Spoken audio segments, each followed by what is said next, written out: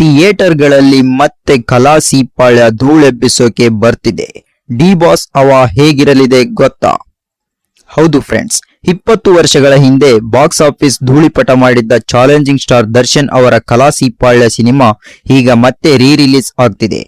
ಅವತ್ತಿನ ಆ ಕ್ರೇಜ್, ಆ ಡೈಲಾಗ್ಸ್ ಮತ್ತೆ ಥಿಯೇಟರ್ಗಳಲ್ಲಿ ಕಣ್ಣಾರೆ ನೋಡೋಕೆ ಫ್ಯಾನ್ಸ್ ಕಾಯ್ತಾ ಇದ್ದಾರೆ.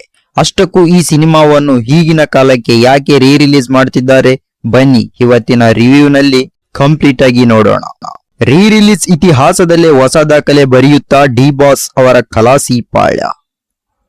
ಹೌದು ಫ್ರೆಂಡ್ಸ್, ದರ್ಶನ್ ಅವರ ಸಿನಿಮಾಗಳಿಗೆ ಇರೋ ಕ್ರೇಜ್ ಎಲ್ಲರಿಗೂ ಗೊತ್ತು. ಆದರೆ ಇತ್ತೀಚಿನ ದಿನಗಳಲ್ಲಿ ಹಳೆ ಸೂಪರ್ ಹಿಟ್ ಸಿನಿಮಾಗಳು ರಿಲೀಸ್ ಆಗಿ ಕೋಟಿ ಕೋಟಿ ಕಲೆಕ್ಷನ್ ಮಾಡ್ತಿವೆ.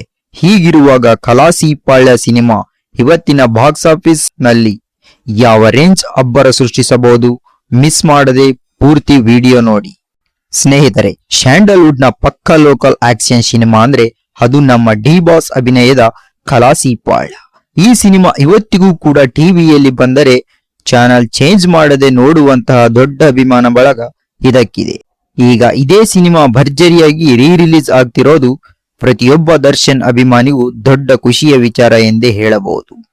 ಕೆಂಚ ಪಾತ್ರದಲ್ಲಿ ದರ್ಶನ್ ಅವರ ಆ ರಗಡ್ ಆಕ್ಟಿಂಗ್, ರಕ್ಷಿತಾ ಅವರ ಕಾಂಬಿನೇಷನ್ ಮತ್ತು ಸಾಧು ಕೋಕಿಲ ಅವರ ಕಾಮಿಡಿ ಸೀನ್ಗಳು ಇವತ್ತಿಗೂ ಸಖತ್ ಫ್ರೆಶ್ ಆಗಿ ಕಾಣಿಸುತ್ತವೆ.